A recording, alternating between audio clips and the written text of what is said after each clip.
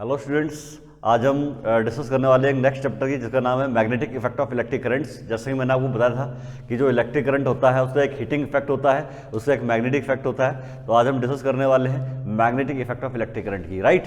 तो आज हम बात करते हैं magnetic effect of electric current. Magnetic effect of electric current, effect of electric current, electric current. अच्छा जी, क्या शुरू से ही हमें पता था कि करंट जो है वो मैग्नेटिक फील्ड प्रोड्यूस करता है, मैग्नेटिज्म प्रोड्यूस करता है? नहीं। आपको शुरुआत में एंशिएंट टाइम्स में जो आपके उस समय के फिजिस्ट थे, एस्ट्रोनॉमर्स थे और जो आपके साइंटिस्ट थे, वो क्या इलेक्ट्रिसिटी और मैग्नेटिज्म दोनों को अलग फिनोमेना की तरह ट्रीट करते थे, ठीक है जी। बाद में एक साइंटिस्ट आपके ओरस्टेड ने एक्सपेरिमेंटली डेमोस्ट्रेट किया कि आपका electricity can produce magnetic field, है ना, और ये इलेक्ट्रिसिटी और मैग्नेटिज्म इंटर रिलेटेड है। तो ये फर्स्ट टाइम किसने एक्सपेरिमेंटली उसको प्रूव किया? ओरस्टेड ने, ठीक है जी। तो पहले हम लोग इलेक्ट्रिसिटी और मैग्नेटिज्म को डिफरेंट फील्ड ऑफ साइंसेस की तरह ट्रीट करते थे, बाद में इसको इंटरलेट किसने किया? ओरस्टेड ने। तो हम पहले बात करते हैं Oersted experiment. Oersted experiment,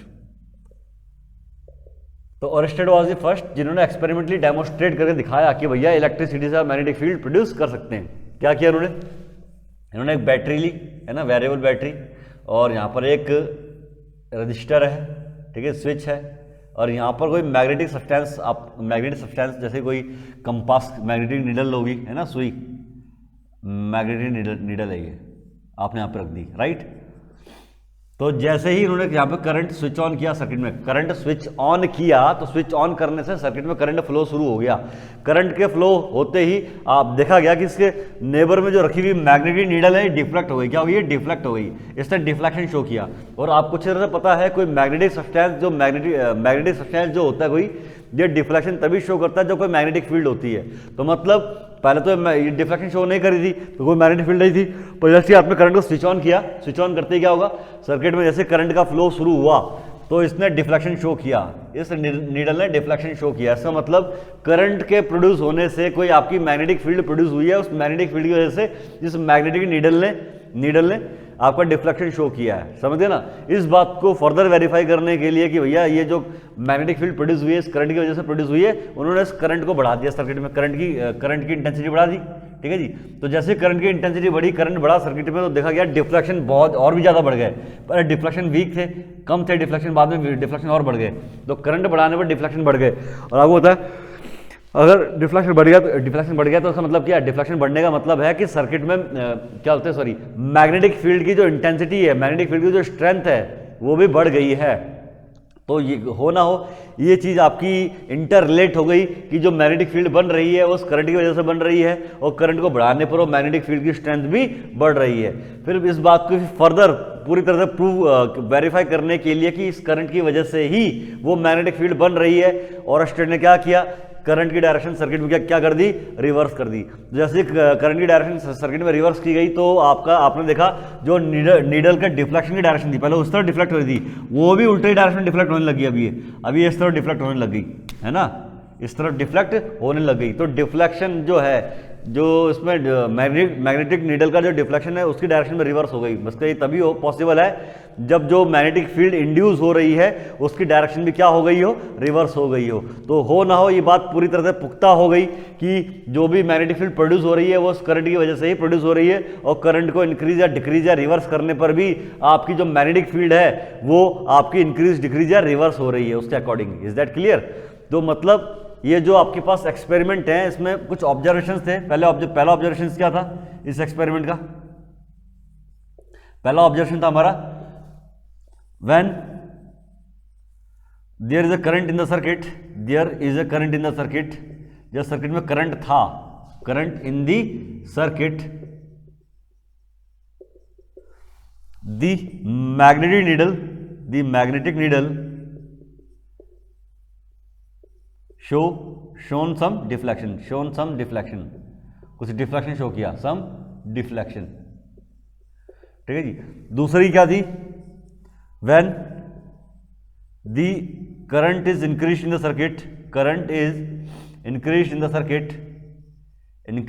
circuit, circuit में करंट बढ़ाया गया, the deflection of needle, the deflection of needle also got increased,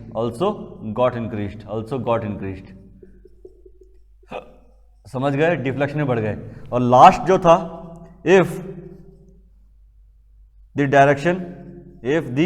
direction of current is reversed, if the direction of current is reversed in the circuit, current is reversed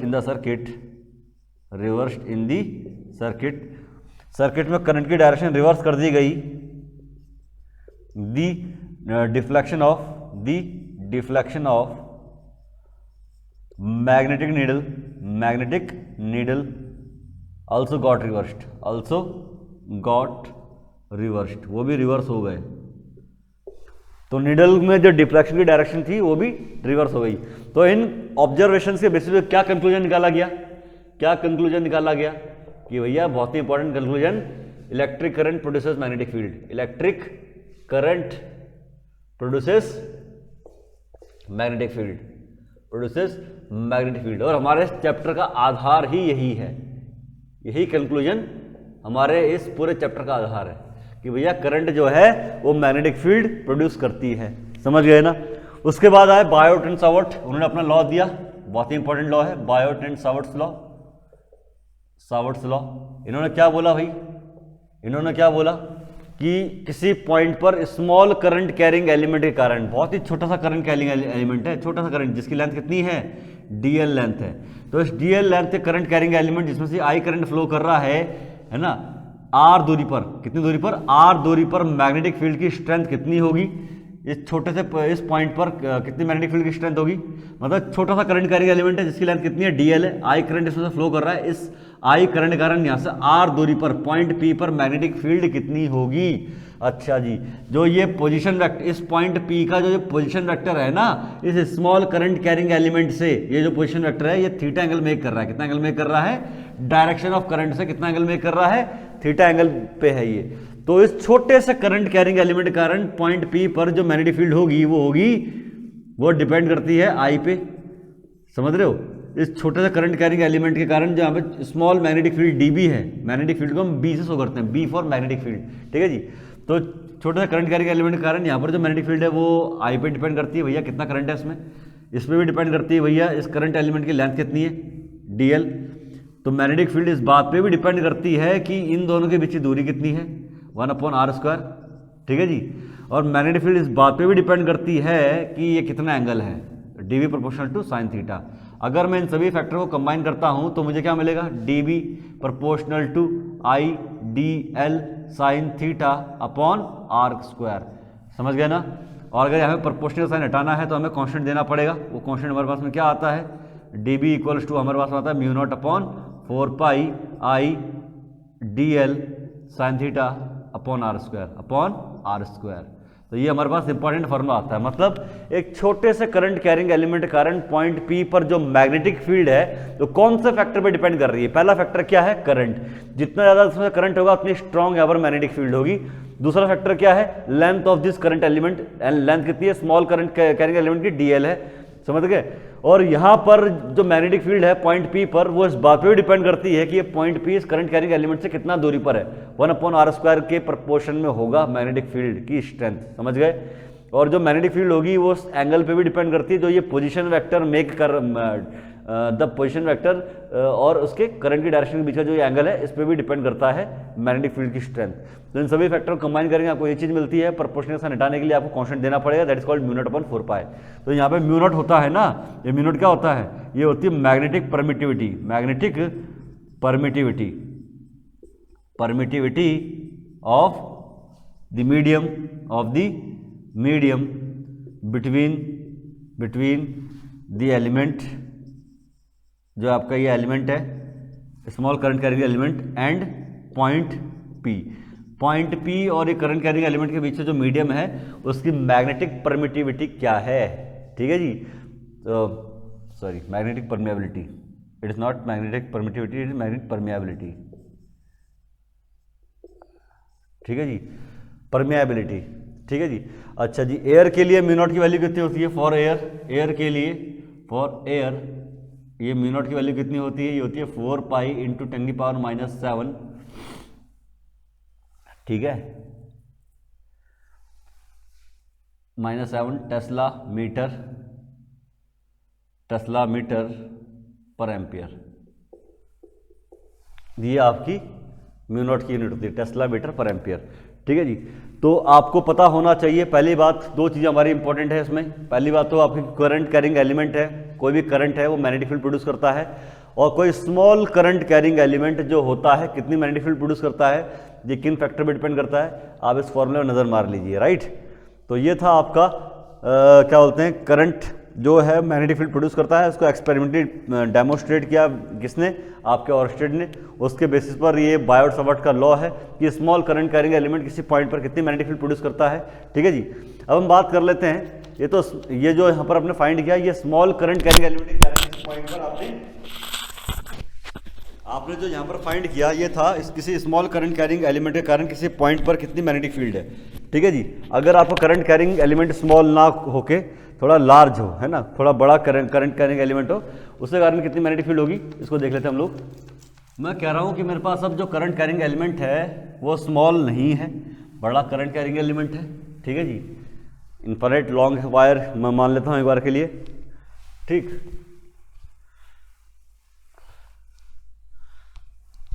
हम बात करते हैं magnetic field strength, capital B at a point due to infinite long straight current carrying wire,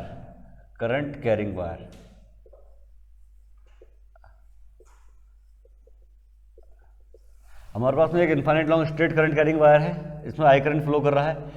इस current carrying wire के कारण मुझे इस point पर मैग्नेटिक फील्ड निकालनी है, ठीक है जी। ये पॉइंट P यहाँ से कितना दूरी पर है, परपेंडिकुलर दूरी पर है, ये R है। तो जो मैग्नेटिक फील्ड होगी मैग्नेटिक फील्ड को हम कैपिटल B से शो करते हैं। कैपिटल B कितनी होगी, ये डिपेंड करता है mu naught I upon 2 pi R पे, ठीक है जी। छोटा सा फॉर्मूला है। तो आप देख रहे हैं यहाँ पर जो मैग्नेटिक फील्ड होगी, पॉइंट P पर जो मैग्नेटिक फील्ड होगी, ये मैग्नेटिक फील्ड करंट के डायरेक्टली प्रोपोर्शन में है। तो मतलब जितना स्ट्रॉन्ग करंट होगा उतनी स्ट्रॉन्ग मैग्नेटिक फील्ड यहाँ पे इंड्यूस होगी। और दूसरी बात, जो मैग्नेटिक फील्ड है वो इन्वर्सली प्रोपोर्शन है R के। इन्वर्सली प्रोपोर्शन मतलब क्या है, अगर मैं दूरी बढ़ा दूंगा तो मैग्नेटिक फील्ड भी घट जाएगी, अगर आप डिस्टेंस बढ़ा देंगे तो मैग्नेटिक फील्ड घट जाएगी, समझ गया ना। अच्छा, यहाँ पे SI यूनिट क्या होती है मैग्नेटिक फील्ड की, SI यूनिट मैग्नेटिक फील्ड की ये होती है टेस्ला, या इसको बोलते हैं weber per metre square, weber per metre square, समझ गए ना। वेबर आपकी हम आगे डिस्कस करेंगे कि वेबर आपका क्या होता है, पर अभी तथा आप दिमाग में बैठा ले कि SI यूनिट क्या होती है मैग्नेटिक फील्ड इंटेंसिटी की, या मैग्नेटिक फील्ड स्ट्रेंथ की SI यूनिट होती है टेस्ला, ठीक है जी। तो आपको इस बात में थोड़ा ध्यान रखना है। तो आपने देखा स्ट्रेट करंट कैरिंग वायर के कारण किसी पॉइंट पर मैग्नेटिक फील्ड जो होती है, स्ट्रेट करंट कैरिंग वायर के कारण इनफाइनाइट लॉन्ग वायर है, उसके कारण किसी पॉइंट में मैग्नेटिक फील्ड करंट पे और उस पॉइंट जहां पर आपको मैग्नेटिक फील्ड निकालनी है कि डिस्टेंस पर डिपेंड करती है मैग्नेटिक फील्ड, राइट। चलिए जी, अब हम बात करते हैं magnetic field at the centre of the current carrying loop. अब मेरे पास स्ट्रेट करंट कैरिंग वायर नहीं है, मेरे पास है current carrying loop. Current carrying loop के सेंटर पर मैग्नेटिक फील्ड किस तरफ होगी ये भी देख लेते हैं जरा हम। बच्चों, अभी हमने फाइंड किया था कि किसी स्ट्रेट करंट कैरिंग वायर के कारण किसी पॉइंट पर मैग्नेटिक फील्ड कितनी होती है। अब डायरेक्शन कैसे फाइंड करें, तो डायरेक्शन कैसे फाइंड करें भाई, जो मैग्नेटिक फील्ड है स्ट्रेट करंट कैरिंग वायर के कारण इस पॉइंट P पर किस तरफ होगी, इसके लिए हमारा बहुत सारे रूल है, बट हमें एक रूल जो कि बहुत ही ज्यादा इंपॉर्टेंट है, बहुत ही सिंपल है, उस पर फोकस करना है, वो है right hand thumb rule. Right hand thumb rule, ठीक है जी, right hand thumb rule. Right hand thumb rule क्या बोलता है कि अगर आपकी जो राइट हैंड है, राइट हैंड का अगर जो थंब है वो शो कर रहा है करंट की डायरेक्शन को, किसे शो कर रहा है, डायरेक्शन ऑफ करंट को, तो जो कर्लिंग फिंगर्स है, ये जो कर्लिंग फिंगर्स है, they will represent the direction of induced magnetic field. Suppose मैं कहता हूं मेरे पास ये वायर है, इस वायर में करंट ऊपर की तरफ फ्लो कर रहा है, तो इस करंट के कारण मैग्नेटिक फील्ड की डायरेक्शन किस तरफ होगी, if this thumb represent the direction of the current if the thumb of the right hand represent the direction of current, then the direction of curling fingers will represent the magnetic field around this current carrying wire. तो इस current carrying wire में जो magnetic field induce होगी इसमें concentric circle के form में इसके around induce होगी, कॉन्सेंट्रिक सर्कल के फॉर्म में। कैसे? ये आपकी स्ट्रेट करंट कैरिंग वायर है, ठीक है जी, तो इसमें जो मैग्नेटिक फील्ड ऐसे इंड्यूस होगी वैसी होगी, कंसेंट्रिक सर्कल की फॉर्म में, ठीक है। तो इस चीज़ का आप ध्यान रखेंगे, जो आपकी मैग्नेटिक फील्ड इंड्यूस होगी वो कॉन्सेंट्रिक सर्कल की फॉर्म में इसके अराउंड इंड्यूस होगी, कॉन्सेंट्रिक सर्कल की फॉर्म में, राइट। पूरी wire, through out the wire में ऐसा कंसेंट्रिक सर्कल आप एज्यूम करेंगे, कॉन्सेंट्रिक ऐसा डिस्क है ना, तो पूरी वायर में ऐसी इस फॉर्म में मैग्नेटिक फील्ड इंड्यूस होगी। तो ये करंट कैरिंग वायर है, इसमें करंट ऊपर की तरफ है, तो इसमें मैग्नेटिक फील्ड किस तरफ इंड्यूस होगी? राइट हैंड का थंब क्या शो कर रहा है? Direction of current. तो कर्लिंग फिंगर क्या शो करेंगी? Direction of induced magnetic field. तो मैग्नेटिक फील्ड आपकी इसके अराउंड ऐसे इंड्यूस हो रही है। तो आई होप कि आपको आइडिया लग गया होगा कि डायरेक्शन ऑफ क्या बोलते हैं मैग्नेटिक फील्ड कैसे फाइंड करते हैं। अब हम आगे बढ़ते हैं, राइट हैंड थंब रूल से आपको आइडिया लग गया होगा। If the direction of if the thumb of right hand represents the direction of current, then the direction of curling fingers, so ये curling fingers थी, curling fingers will represent the direction of induced magnetic field। तो I hope कि आपको idea लग गया होगा, ठीक है जी। तो आपका जो पास जो थंब है, अगर आपका जो थंब है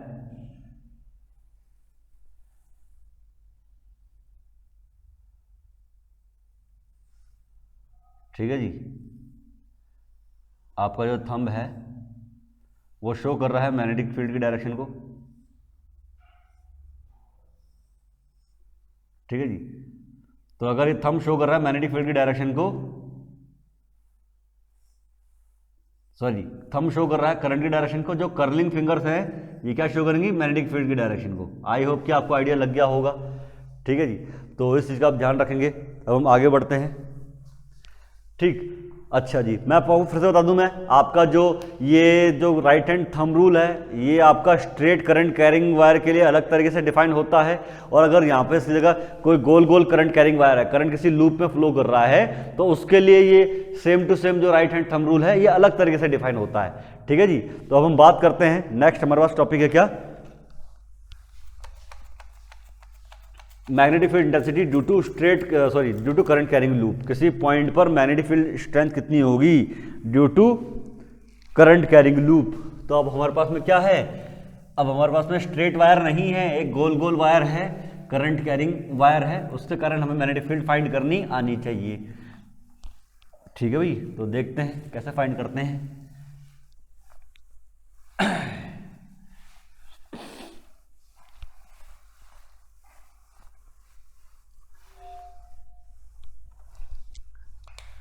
तो हम बात करते हैं अब मैग्नेटिक फील्ड इंटेंसिटी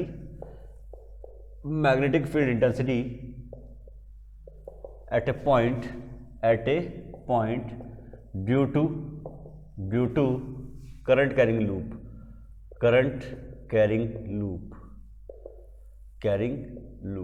तो अब हमारे पास में क्या है? करंट कैरिंग लूप है, ठीक है जी। तो हमारे पास में करंट कैरिंग लूप है, इस प्रकार का लूप मान लेता हूं मैं।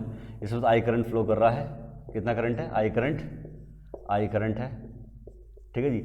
इसका रेडियस कितना है भाई? इसका रेडियस r मान लेते हैं। तो इसके लिए राइट हैंड थंब रूल क्या बोलता है? इसके लिए राइट हैंड थंब रूल बोलता है कि अगर कर्लिंग फिंगर की डायरेक्शन करंट शो कर रही है, याद रखना कर्लिंग फिंगर की डायरेक्शन क्या शो कर रही है इसमें? अगर if the direction of curling finger is representing the direction of current, then thumb will represent the direction of magnetic field, induced magnetic field। उल्टा है, यहाँ पे कर्लिंग फिंगर क्या शो कर रही थी? स्ट्रेट वायर के लिए कर्लिंग फिंगर शो कर रही थी मैग्नेटिक फील्ड की डायरेक्शन, जबकि यहाँ पर कर्लिंग फिंगर क्या शो कर रही है? करंट की डायरेक्शन। तो लूप के केस में राइट हैंड थंब रूल में थोड़ा सा चीजें उल्टी हो जाती हैं। यहाँ पे कर्लिंग फिंगर की डायरेक्शन क्या शो करती है, डायरेक्शन ऑफ करंट, और थंब क्या शो करेगा, direction of induced magnetic field. Is that clear? तो इसके लिए इस केस में जो राइट हैंड थंब रूल है मैं आपको थोड़ा आगे लिखवाऊंगा, पर अभी आप थोड़ा समझिए इस चीज को कि आपका अगर करंट इस तरफ फ्लो कर रहा है इसमें, तो कर्लिंग फिंगर की डायरेक्शन अगर करंट शो करेगी तो हमारे पास थंब की डायरेक्शन क्या शो करेगी, मैग्नेटिक फील्ड की डायरेक्शन। तो इस लूप की करंट, तो मेरे पास एक लूप है, आप इमेजिन कीजिए जो भी मेरी पाम है ये लूप है, करंट कैरिंग लूप है ना, इसमें करंट ऐसा फ्लो कर रहा है। तो अगर राइट हैंड की जो कर्लिंग फिंगर्स हैं ये रिप्रेजेंट कर रही है डायरेक्शन ऑफ करंट, तो थंब क्या शो करेगा, direction of induced magnetic field. मतलब मैग्नेटिक फील्ड यहाँ पर अंदर की तरफ जा रही है और यहाँ से बाहर की तरफ निकल रही है, समझ गए, यहाँ से बाहर की तरफ निकल रही है और यहाँ से अंदर की तरफ कैसे जा रही है ना, देखो करंट की डायरेक्शन, और ये थंब क्या शो करेगा, थंब शो करेगा मैग्नेटिक फील्ड की डायरेक्शन, मतलब मैग्नेटिक फील्ड डायरेक्शन। और आपको पता है मैग्नेटिक फील्ड लाइंस जो होती हैं साउथ पोल में अंदर की तरफ एंटर करती हैं और नॉर्थ पोल से बाहर की तरफ को निकलती हैं। तो मतलब इस लूप का ये वाला फेस बन जाएगा नॉर्थ पोल और ये वाला फेस बन जाएगा साउथ पोल। क्यों? क्योंकि करंट की डायरेक्शन ये थी, कर्लिंग फिंगर करंट की डायरेक्शन शो कर रही है, मैग्नेटिक फील्ड की डायरेक्शन आपकी ये ऐसे आएगी, अंदर की तरफ को आएगी। और आपको अच्छी तरह पता है magnetic field lines south pole में घुसती है अंदर की तरफ को और नॉर्थ पोल से निकलती है बाहर की तरफ को, है ना। तो अगर मैग्नेटिक फील्ड इस तरफ को है तो मतलब ये वाला पोल, ये वाला फेस क्या है इस लूप का, ये साउथ पोल है क्योंकि इसमें अंदर तरफ को घुस रही है मैग्नेटिक फील्ड लाइंस। और ये वाला फेस क्या बन जाएगा, करंट कैरिंग लूप का ये वाला फेस क्या बन जाएगा, नॉर्थ पोल बन जाएगा, क्योंकि यहाँ से मैग्नेटिक फील्ड बाहर की तरफ को निकल रही है, समझ गए। तो आपने देखा कोई करंट कैरिंग लूप है तो उसका एक फेस साउथ पोल बन जाता है, दूसरा फेस क्या बन जाता है, नॉर्थ पोल बन जाता है। उस नॉर्थ पोल से मैग्नेटिक फील्ड लाइन बाहर को निकलेंगी और साउथ पोल में एंटर करेंगी, साउथ पोल में एंटर करेंगी, समझ गए। तो मैग्नेटिक इसमें अगर मैं राइट हैंड थंब रूल लगाऊंगा करंट की डायरेक्शन फाइंड करने के लिए, तो क्या बोलेगा ये, if curling fingers represent the direction of current, तो थंब क्या शो करता है, मैग्नेटिक फील्ड लाइंस की डायरेक्शन को शो करता है, समझ गए ना। तो अगर यहाँ पे मैग्नेटिक फील्ड लाइन अंदर को है तो मतलब ये साउथ पोल है, तो अगर ये साउथ पोल है तो पीछे वाला फेस क्या होगा, नॉर्थ पोल होगा, क्योंकि उसमें से मैग्नेटिक फील्ड लाइन बाहर को निकल रही है ऐसे। तो इसमें से मैग्नेटिक फील्ड लाइन का पैटर्न कैसे बनेगा, नॉर्थ से निकलते हुए साउथ में, नॉर्थ से निकलते हुए साउथ में, नॉर्थ से निकल के साउथ में, समझ गए। तो इस तरह से आपका किसी करंट कैरिंग लूप का मैग्नेटिक फील्ड लाइन का पैटर्न बनेगा, समझ गए ना। तो यहाँ पर क्या होगा भाई, मैग्नेटिक फील्ड लाइन ये वाला जो फेस है ये नॉर्थ की तरफ बिहेव करेगा, किसी तरह बिहेव करेगा, सॉरी साउथ की तरफ बिहेव करेगा, किसी तरह बिहेव करेगा, साउथ की तरफ। क्यों भाई, क्योंकि मैग्नेटिक फील्ड लाइन कहाँ को है, अंदर की तरफ जा रही है। पर अगर इसमें करंट की डायरेक्शन उल्टी होती, करंट की डायरेक्शन उल्टी होती, ठीक है जी, मैं कहता हूँ जी करंट की डायरेक्शन आपकी ऐसी होती है, इस केस में करंट की डायरेक्शन आपकी ऐसी है, तो करंट की डायरेक्शन आपका ऐसी होती तो इस केस में यहाँ पर मैग्नेटिक फील्ड लाइंस कहाँ को निकलती, बाहर की तरफ को निकलती है ना, बाहर की तरफ को निकलती। तो आपको पता है नॉर्थ से बाहर की तरफ को निकलती है मैग्नेटिक फील्ड लाइंस, तो ये वाला फेस किस तरह बिहेव करता, नॉर्थ की तरफ बिहेव करता आपका ये, समझ गए। तो मतलब किसी भी करंट कैरिंग लूप का एक फेस जो होता है वो नॉर्थ की तरफ बिहेव करता है, पीछे वाला फेस साउथ की तरफ बिहेव करेगा। अगर आगे वाला फेस साउथ की तरफ बिहेव कर रहा है तो पीछे वाला फेस नॉर्थ की तरफ बिहेव करेगा। तो आपको आइडिया लग गया, ठीक है जी। अब हम बात, तो आपको ये पता चल गया कि भैया magnetic field pattern, magnetic field क्या बोलते बनती है करंट कैरिंग लूप से भी बनती हैं। और जो यहाँ पर मैग्नेटिक फील्ड की स्ट्रेंथ होगी सेंटर पे कितनी होगी भाई मैग्नेटिक फील्ड की स्ट्रेंथ, तो मैग्नेटिक फील्ड की strength at the centre of the loop ये कितनी होती है, ये होती है μ0I/2R। ये इंपॉर्टेंट फॉर्मूला है बच्चों। तो यहां पर भी आप देख रहे हैं कि जो मैग्नेटिक फील्ड की स्ट्रेंथ है सेंटर पे कितनी होगी, वो प्रोपोर्शन में होती है करंट के। किसके प्रोपोर्शन में होती है, करंट के। तो more the current more strong will be the magnetic field at the centre. और मैग्नेटिक फील्ड की जो स्ट्रेंथ होती है ये इस बात पर डिपेंड करती है कि रेडियस कितना है भैया लूप का, समझ रहे हो। तो रेडियस के इन्वर्सली प्रोपोर्शन में है, रेडियस के इन्वर्सली प्रोपोर्शन में है। तो रेडियस ज्यादा होगी तो सेंटर पर मैग्नेटिक फील्ड की स्ट्रेंथ भी क्या होगी, कम होगी। समझ गए ना ये दो चीजें, ये इंपॉर्टेंट फॉर्मूला, ठीक है जी। अब हम बात करेंगे right hand thumb rule for current carrying loop, समझ गए। तो करंट कैरिंग लूप के लिए कैसा है ये, इसको भी देख लेते हैं हम लोग।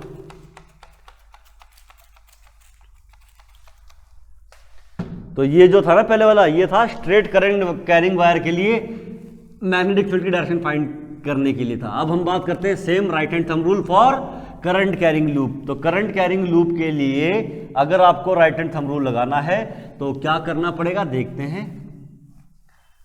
इसमें कर्लिंग फिंगर्स क्या शो करती हैं, कर्लिंग फिंगर्स ये लूप की ये लॉ क्या स्टेट करता है, if the direction of curling fingers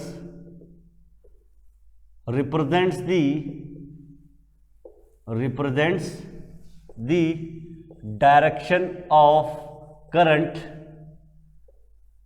then the direction of thumb will represent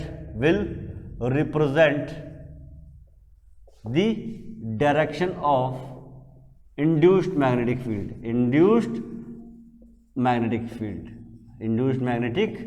field. समझ गए?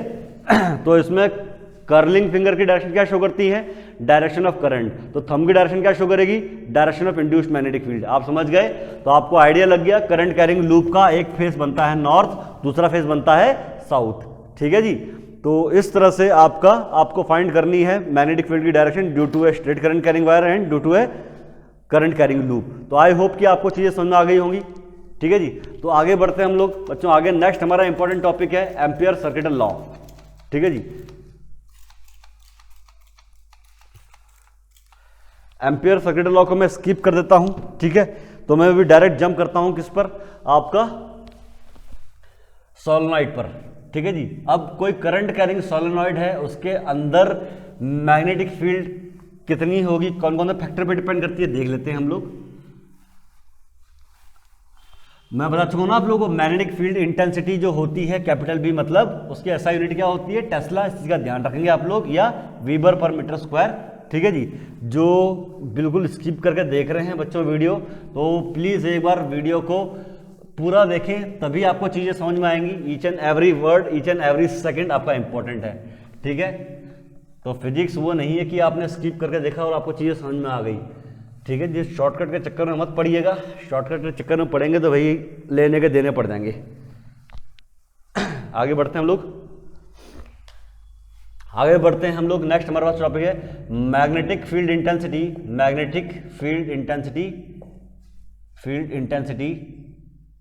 या magnetic field strength capital be inside the current carrying solenoid. अब हमारे पास में क्या है, करंट कैरिंग सोलेनॉइड है। ठीक। तो करंट कैरिंग सोलेनॉइड क्या होती है भाई, सोलेनॉइड क्या होती है? सोलेनॉइड हमारे पास में एक इस तरह से स्प्रिंग की तरह होती है ना। ये हमारे पास सोलेनॉइड है। ठीक है जी। इस सोलेनॉइड में आई करंट फ्लो कर रहा है। कितना करंट फ्लो कर रहा है? आई करंट फ्लो कर रहा है। अच्छा, सोलेनॉइड होती क्या है? ऐसे लूप जिनकी जो लेंथ होती है एल, इसके कंपैरिजन में इनका जो क्रॉस सेक्शनल एरिया होता है नेग्लिजिबल होता है। इनका क्रॉस सेक्शनल एरिया क्या होता है? नेग्लिजिबल होता है। जो their cross sectional area is negligible as compare to their length. तो सच काइंड ऑफ, इसको हम क्या बोलते हैं? इसको हम बोलते हैं क्या? सोलेनॉइड। क्या बोलते हैं इसको हम? सोलेनॉइड बोलते हैं। ठीक है जी। तो अब इस करंट कैरिंग सोलेनॉइड के कारण मुझे इसके अंदर मैग्नेटिक फील्ड इंटेंसिटी फाइंड करनी है। अच्छा जी, इसके कारण मैग्नेटिक फील्ड की डायरेक्शन को फाइंड करने के लिए भी हम राइट हैंड थंब रूल लगाते हैं। क्या लगाते हैं? राइट हैंड थंब रूल लगाते हैं। ठीक है जी। राइट हैंड थंब रूल क्या बोलता है कि अगर ये सॉलिड में कहता हूं ऐसी है, ये सॉलिड आपकी ऐसी है। ठीक है जी। आप इमेजिन करिए, इसमें करंट ऐसे आया, फिर इसमें ऐसे ये सॉलिड ऐसे घूमता हुआ करंट निकल गया। ठीक है जी। तो करंट आया और इसमें करंट ऐसे घूम रहा है, तो इसमें मैग्नेटिक फील्ड की डायरेक्शन फाइंड करने के लिए राइट हैंड थंब रूल लगाएंगे। तो समझ गए ना। तो इसमें आप देखिए करंट ऐसा आया और ऐसा करंट फिर घूम रहा है यूं। तो अगर कर्लिंग फिंगर शो कर रही है मैग्नेटिक करंट की डायरेक्शन को, अगर कर्लिंग फिंगर ये शो कर रही है कि करंट की डायरेक्शन क्या है, तो थंब क्या शो करेगा? थंब शो करेगा मैग्नेटिक फील्ड की डायरेक्शन। कहां? Inside the solenoid. तो सोलेनॉइड के अंदर मैग्नेटिक फील्ड की डायरेक्शन किस तरह होगी? तो बच्चों ध्यान से देखेंगे, करंट आपको इस तरफ को आया, फिर ऐसे घूम रहा है, वो करंट ऐसे घूम रहा है। ठीक है जी। करंट ऐसा अगर घूम रहा है तो कर्लिंग फिंगर की डायरेक्शन अगर करंट शो कर रही है, कर्लिंग फिंगर की डायरेक्शन अगर करंट को शो कर रही है, ठीक है जी, तो थंब की डायरेक्शन क्या शो करेगी? मैग्नेटिक फील्ड की डायरेक्शन शो करेगी। तो यहाँ पर मैग्नेटिक फील्ड डायरेक्शन की डायरेक्शन किस तरफ है बच्चों? अंदर इस तरफ है। इसलिए ध्यान रखेंगे बच्चों, मैग्नेटिक फील्ड डायरेक्शन किस तरफ आ रही है? अंदर की तरफ को है। ठीक है।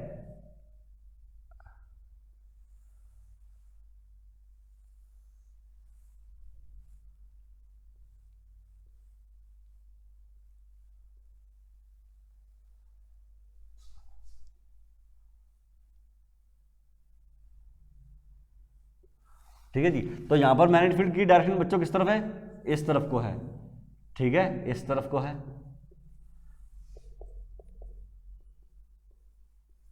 तो आप देख रहे हैं तो मैग्नेटिक फील्ड कैसे बनाती है भाई, इस तरह से वो लूप बनाएंगे, इस तरह का लूप बनाएंगी, यहां से निकल रही हैं, यहां से निकल रही हैं और यहां को एंटर हो रही हैं, ठीक है जी, ठीक है। तो आप देख रहे हैं मैग्नेटिक फील्ड लाइन पैटर्न कैसा बन रहा है सॉलिड का,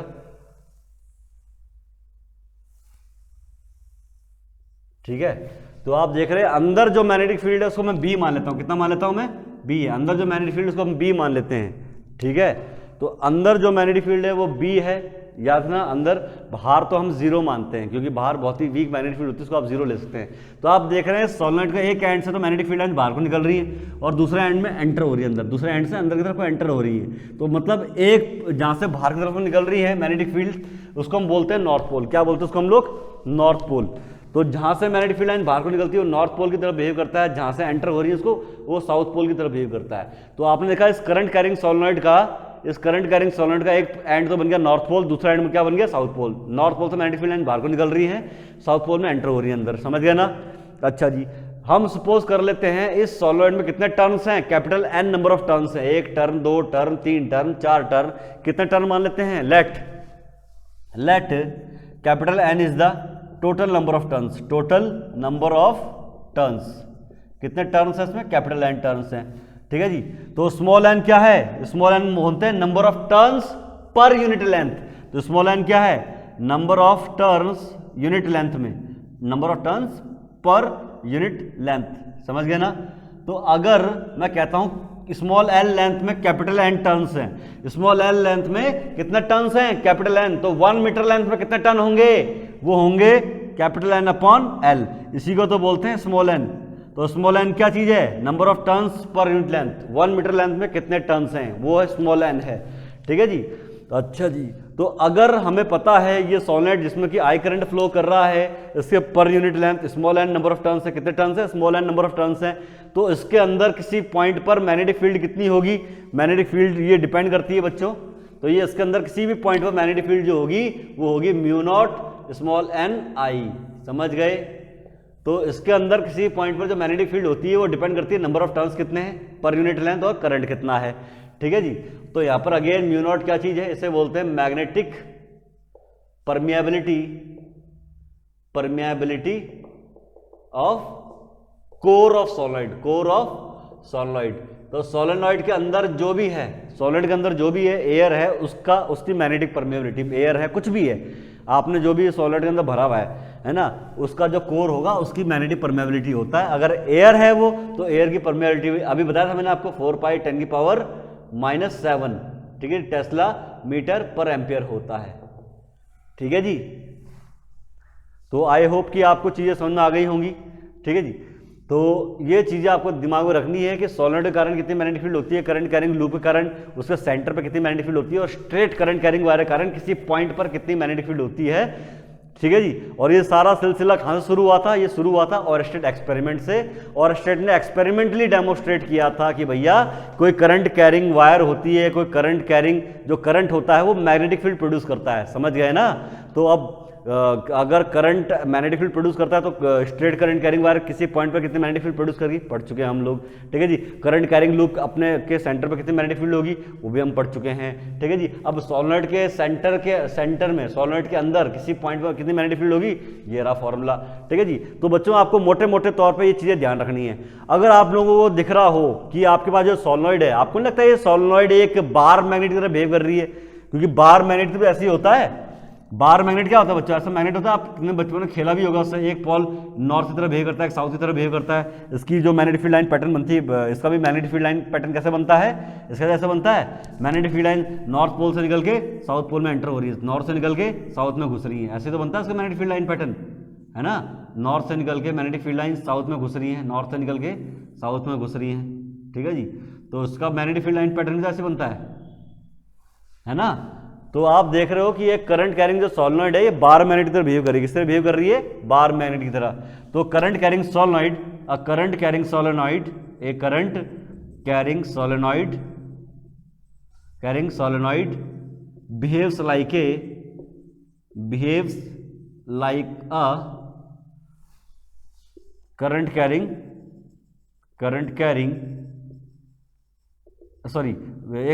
solenoid behaves like a क्या, बार मैग्नेट, वो बार मैग्नेट की तरह बिहेव करेगा। ठीक है जी, तो बार मैग्नेट की तरह बिहेव करता है कौन, एक करंट कैरिंग सोलेनोइड, क्योंकि बार मैग्नेट जो कि एक परमानेंट मैग्नेट है वो भी इसी प्रकार की मैग्नेटिक फील्ड लाइन पैटर्न बनाती है जैसे कि करंट कैरिंग सोलेनोइड। ठीक है जी, दोनों में सिमिलैरिटी होती है और कुछ और पॉइंट होंगे हम आगे उसमें डिस्कस करेंगे नेक्स्ट लेक्चर में। तब तक लिए आप बच्चों उसको रिवाइज करें, मिलते हैं आपसे नेक्स्ट लेक्चर में।